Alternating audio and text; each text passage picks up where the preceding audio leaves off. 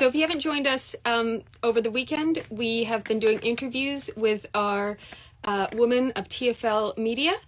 Today we're going to be meeting Poppy Humphries. She's one of our sound recordists, so that's going to be really exciting. We're going to learn more about what she does and her role and what she hopes to do later in the film industry. Just so you all know, I am Maeve Coffey. I am the producer of The Railway Woman, and I'm looking forward to meeting Poppy. So I'm just going to wait for her to join now. In the meantime, if anybody does have any questions, feel free to pop them on the bottom and I'll get to them at the end. As many as I can get through anyway. So I'm just going to wait now for Poppy to join. Hi. There we are. Hi. Thank you so much for joining us today. Oh, no worries. Can you hear us all right? So firstly, happy International Women's Day. And I think, as I've just explained, so you're in your first year of university. You're on a sound recording, a sound production course. Is that right? Yeah, audio production and music technologies. Yeah. Amazing. So, firstly, I think I've said as well that you're one of the sound recordists for The Railway Woman, and some people might not really know what that is. So, in your own words, if you can just describe the role a little bit. Yeah, sure. So my official title, I suppose, is boom operator. And what that means is that I have a big pole with a mic on the end. And my job is to record dialogue on set and any sort of sounds that we might find on set that might be hard to find or recreate in post-production. So like if there's a specific door or something that you really want the sound of, record that. But I work alongside the mix engineer who sort of takes in all these recordings from the microphone and does some magical mixing. But yeah, so it's just making sure that we capture the best sound on set. Yeah. Amazing. Yeah, that's great. Thank you. In terms of your role on set, have you done this role much before? Or is this going to be your first time in this specific role on set? Yeah, I haven't done a lot before. I have done it once before actually for a community film set. It was on a green screen, so actually be quite different, I imagine, doing it sort of on location. Yeah. But yeah, no, I really enjoyed it. It was really good fun. I'm looking forward to being able to do it again. Yeah, amazing. And just so our viewers know a little bit about your background, so you have a bit of background in music production as well, don't you? Yeah, a little bit. Yeah, I started doing a bit of music producing while I was in school, doing my A levels. I've sort of continued doing that now. Yeah. Great. Moving on to our next question. So taking all that into account, what are your aspirations in the film industry, do you think, right now, going long term? Yeah, well, actually, in the moment at the moment, I'm looking into going into boom operating because it's sort of it seems like quite a good way to get into other parts of the industry, like getting into eventually post-production sound and sound design or Foley. That really interests me. I'd really like to do some Foley. That would be lovely. But I think at the moment I'm just sort of trying out everything. So I'm doing a little bit of film stuff. Also, as you said earlier, doing a bit more music production stuff. Yeah, just trying to figure out what I want to do ultimately at this point. Yeah. Yeah, great. Just wanted to pick out on one of the things that you said because I know what Foley is, but some of our viewers might not really know that much about it. So if you don't mind, can you just give a little brief description of it? Yeah, sure. So Foley is a post-production process. So it happens after the film's been shot, and it's a way of adding sound effects to the footage that's been shot.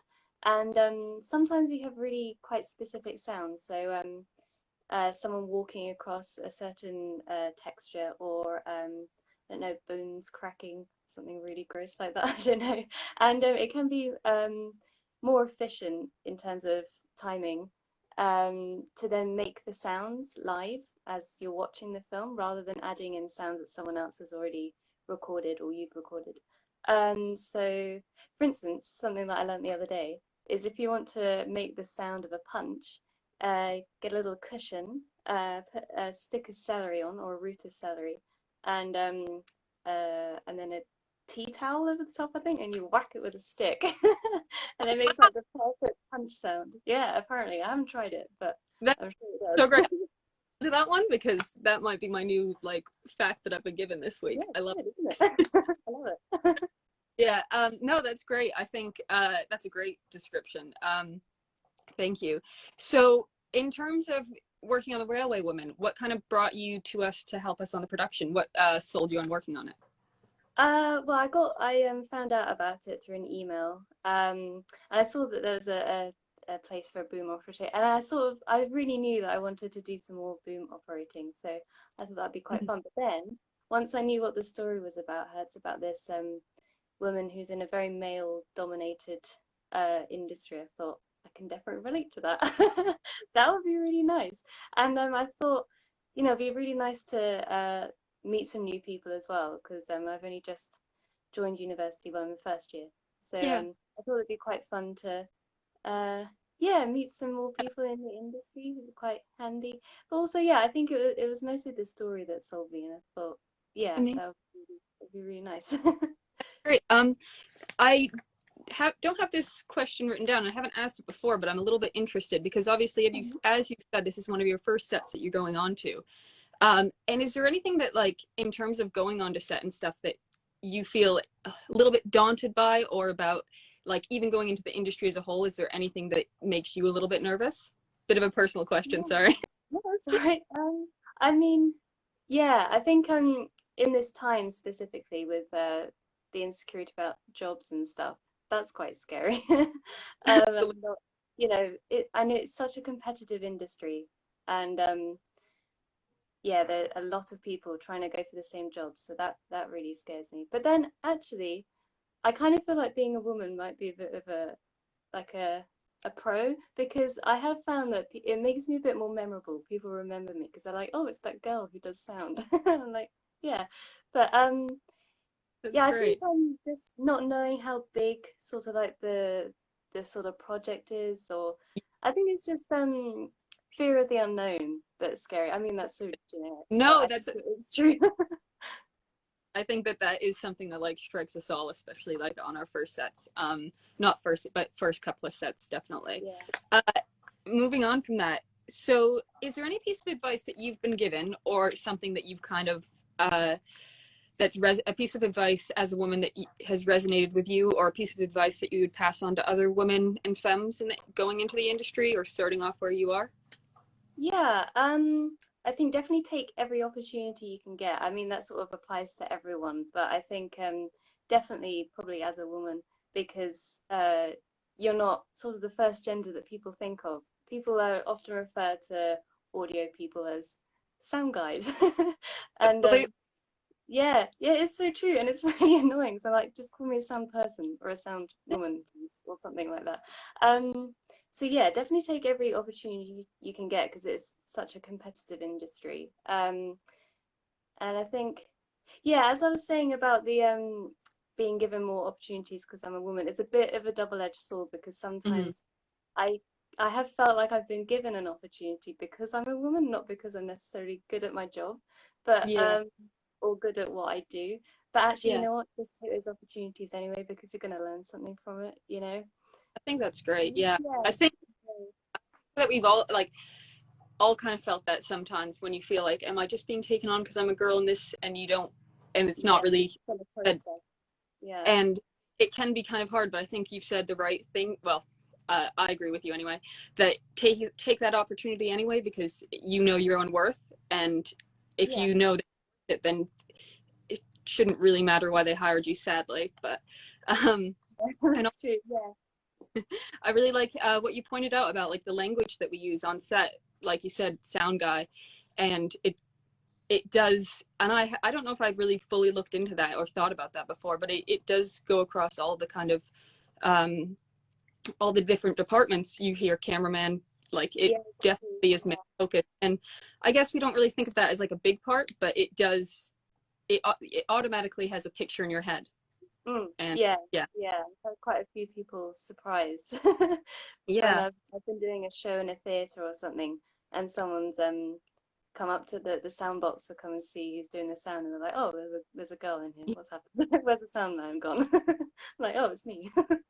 Um, yeah. Yeah. No, that's great. So my final question before I go on to any questions that have been sent in, and also if anybody watching now wants to send in any questions, feel free. I'll try to get through to them. Um, no, my final question is a bit of a fun one. So, what is your favorite film or favorite female femme character in terms of woman empowerment? Yeah, I mean they're quite a good few to choose from, but also actually not that many, which is sad.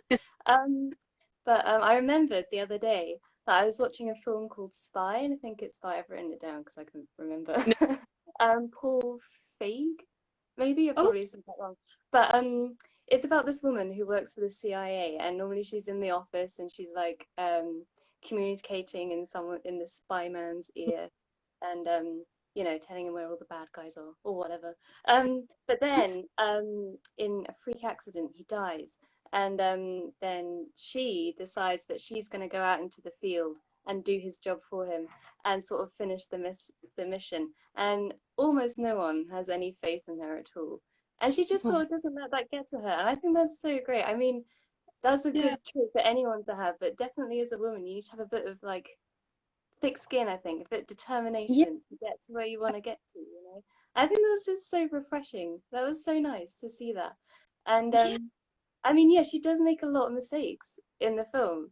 And I think something that I heard the other day was I've written that down as well. yeah, You are not making mistakes because you are a woman. Because sometimes you think, oh no, I'm so stupid. The girls can't do this, blah blah blah. You're like, no, yeah. No, I'm not getting this right because I haven't tried it before, or I haven't practiced. It's not because you're a girl. That doesn't make yeah. any sense. And I I just think thought that. that was sort of all tied in together really well. Yeah. Yeah, and I'm gonna have to admit to you, I have not seen that film, and I'm gonna have to check that out because I'm very intrigued Mm, by it. it's very good. It's got Melissa McCarthy in it. Oh, I love So her. Yeah. another pro, you know? Um, I also want to say that's a really great point that you bring up about like making mistakes. And I personally have always felt like as when you're on a set, I don't really feel you're given the same amount of mistakes sometimes as men are given on Mm, sets because, and it's not just in the film industry, but it almost feels like you have to be more perfect at your job than your male counterparts, which isn't any fault to them at all. But you do have to have, you don't get the same level of mistakes because there's not, you have to already be perfect for your job when really that's not what learning and doesn't growing and work getting like into that, no. should have that space to make mistakes and everything. So I Yeah. love that. I have to have a um, look at that film because I think I definitely like it. Yeah, it's very good. And just for anybody who's just joined, if anybody wants to write up any questions or anything, then please feel free. I do have one question that was sent in to us. So in terms of sound, what actually about sound kind of attracts you to that? Oh, To, yeah. that's a good question. I mean, I've had a musical background, so I think I've always had some sort of thing about sound that I just really love, and Mm, how things sound together, you know, musically. But then I realized that, you know, there's this whole non-musical sound thing that you can do, and you can make really interesting things. And when I was about 14, I started doing running the sound at my local theatre, and that's sort of what got me into it, I think. And then I went on to do a bit more sort of sound design, so and then programming the sound and deciding when and where sounds were gonna play in the auditorium. But I remember doing this one show actually that was really, really creative. The director lady, it was, so it's nice. She was a really creative person, and she'd say something like, "Oh, I want the sound of ideas bursting in this moment," and I'm like, well, "What the hell is that, please?" So I'd yeah. have to sort of go away and try and make this sound, and it's just so exciting trying to like make the right thing, and it's so satisfying when you get the right sound. It's so nice. I No, think that's sort of what lit the fire in a way, I guess. Yeah. yeah, and I think that also points out kind of something that we all kind of overlook in the film industry about how creative sound can be because Mm. being given a brief of create the sound of ideas of a new idea, was that it? Yeah, yeah, That is you've got to be quite a creative thinker to go into that, yeah, because definitely. you got to break down a lot of levels. Yeah. No, that's great. I love that. Yeah, so now is everybody's last chance to type any questions if they wanted. But just to wrap up, I think, because that's a really nice place to leave it, I think. I just firstly want to say thank you, everybody, for watching. Oh, wait, I have one last question. This is from Lottie Morris. Is there a film that impacted you for its use of sound? Ooh, lovely question, Lottie. Ooh, that is a good question, actually. Could I change that to a theatre play? Because I really cannot think of a film. It'll probably come back to me. Yeah, I'll no, get go, to you maybe. yeah. Um, but I think there was a play that I did called Good Girl, and it's this one woman show, and it's a very minimalist set. And how this director wanted to do it was have everyone in the round, and have the stage in the middle, and this one woman. She only had like two or three props, I think, maybe a chair and a little beanbag or something, and so it was really down to the sound to create the atmosphere to show where the play was being set at that moment. And it was just really interesting. I mean, I think this is just sort of based on how the play was directed rather Mm, than the play itself. But mm, it was challenging. It was really hard. um, but it was just really inspiring because I had to really think outside the box, and it was just really exciting, really. Um, yeah. yeah, I think I'll have that's to yeah. play. That's very interesting. I think that whole concept sounds really interesting. So thank you for that.